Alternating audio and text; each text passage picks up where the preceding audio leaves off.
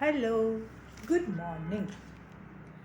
சுந்தரகாண்டம் ஆரம்பிக்கும் பொழுது ராவணனால் தூக்கிச் செல்லப்பட்ட சீதை இலங்கையில் இருக்கிறாள் என்று ஆரம்பிக்கும்.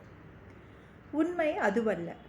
சீதை மகாலட்சுமியின் அவதாரம். ராவணன் ஒரு அல்பன். இவனால் சீதா மாதாவை அவ்வளவு சுலபமாக தூக்கி சென்று விட முடியுமா? சீதையே ராவணனையும் சேர்த்து புஷ்பக விமானத்தில் ஏறி சென்றாள் என்றுதான் சொல்ல வேண்டும். சீதை தானாக சென்றுதான் அசோகவனத்தில் அமர்ந்தாள். ராவணன் சிறைப்பிடிக்கவில்லை என்பது பெரியோர்கள் கருத்து. ஏனென்றால் இந்திரனின் மனைவிகள் பெண்கள், தேவர்களின் பெண்டாட்டிகள் என்று அனைவரையுமே ராவணன் சிறைப்பிடித்து அசோகவனத்தில் வைத்திருந்தான். அவர்கள் எல்லோரையும் மீட்க வேண்டும். அதற்கு சீதை அசோகவனத்திற்கு வந்தால்தான் அது நடக்கும். ஸ்ரீ வைகுண்டத்திலிருந்து மீட்க முடியாது.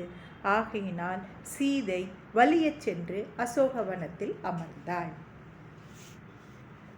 ராமர் பெயர் பொறித்த மோதிரம் அனுமன் கையில் இருக்கிறது. அந்த பெருமையினாலேயே அனுமன் இப்பொழுது கடலை தாண்டப் போகிறார்.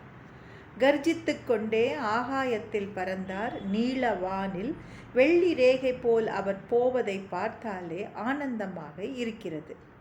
இப்பொழுது அவர் 100 யோஜனை பறக்க வேண்டும். அவர் 3 இடர்பாடுகளை சந்திக்கிறார். முதலாவது, மைனாகமலை என்று ஒன்று எழுந்து நிற்கிறது.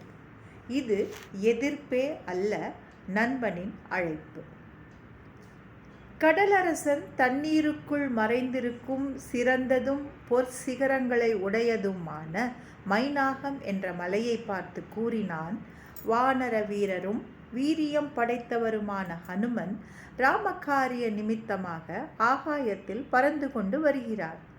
நாம் எல்லோரும் நம்மால் ஆன உதவியை அவருக்கு செய்ய வேண்டும். எவ்வளவு தூரம்தான் அவர் ஓய்வு இல்லாமல் பறந்து கொண்டிருப்பார்?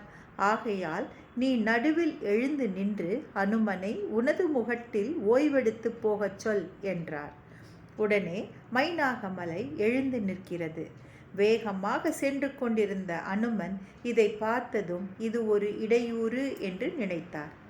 மிகவும் வேகத்தோடு சென்று கொண்டிருந்த அனுமன் மிக நன்றாக மேலே எழும்பிய மலையை அதனை காற்று மேகத்தை தள்ளுவது போல் மார்பினால் மோதி தள்ளினார்.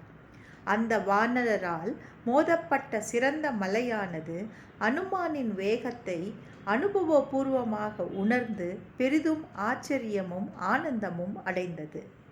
மைனாகம் அனுமனை பார்த்து, உனக்கு சிரமம் இருக்குமே, சற்றே இளைப்பாரி நாங்கள் செய்யும் உபசாரத்தையும் அதிதி பூஜையும் ஏற்றுக்கொள்ள வேண்டும் என்றது. அதற்கு காரணம், மைனாகம் அனுமனை பார்த்து கூறியது, முன்னொரு காலத்தில் கிருதயுகத்தில் மலைகள் எல்லாம் இறக்கைகளுடன் இருந்தன. அவைகள் கருடன் போலவும் வாயு போலவும் எல்லா திசைகளிலும் பறந்து சென்றன. முனிவர்களுக்கும் தேவர் கூட்டங்களுக்கும் மிகவும் பயம் ஏற்பட்டது. இதனால் இந்திரன் கோபம் கொண்டு பர்வதங்களின் சிறகுகளை வஜ்ராயுதத்தால் ஆயிரக்கணக்கில் வெட்டி போட்டான். அந்த தேவராஜன் கோபத்துடன் வஜ்ரத்தை தூக்கி கொண்டு என்னிடம் வந்தான். மகாத்மாவான வாயு பகவான் என்னை இந்த சமுத்திரத்தில் அடித்து கொண்டு வந்து தள்ளினார். வாயு என்னால் போற்றத் தகுந்தவர். வாயு புத்திரரான உம்மை உபசரிக்க விரும்புகிறேன் என்று கூறியது. அனுமனுக்கு தங்குவதற்கு இஷ்டமில்லை. ஒரு இலக்கை நோக்கி செல்லும் பொழுது அது தடை இல்லாமல் செய்ய வேண்டும். ஆகையால் மாருதி பர்வதராஜனை பார்த்து, பர்வதராஜா, நீர் இப்படி சொல்வதாலேயே மிகுந்த பிரீத்தி அடைந்தேன். உம்மை சந்தித்ததே எனக்கு மகிழ்ச்சி. நீர் செய்யும் அதிதி பூஜையும் இதுவே. நான் தங்கவில்லை என்று கோபிக்க வேண்டாம். நான் செய்ய வேண்டிய காரியம் என்னை துரிதப்படுத்துகிறது. இங்கே தங்கினால் இன்று பகலுக்குள் லங்கைக்கு போக முடியாது. மேலும் வழியில் எவ்விடத்திலும் தங்காமல் போக வேண்டும் என்று வானரர்களிடத்தில் உறுதி செய்திருக்கிறேன் என்று சொல்லிவிட்டு மலையை கைகளால் கட்டி தழுவிய பின் புன்னகை புரிந்தவாறே ஆகாயத்தை நோக்கி போனார். ஆஞ்சநேயர் சமுத்திரத்தை தாண்டி போவது அவருடைய அபூர்வ செயல்களில் முதலாவது. மைனாக பர்வதத்தை ஜெயித்தது இரண்டாவது. இதை பார்த்து கொண்டிருந்த தேவர்களும் சித்தர்களும் மகரிஷிகளும் மகிழ்ந்து மாருதியை கொண்டாடினார்கள்.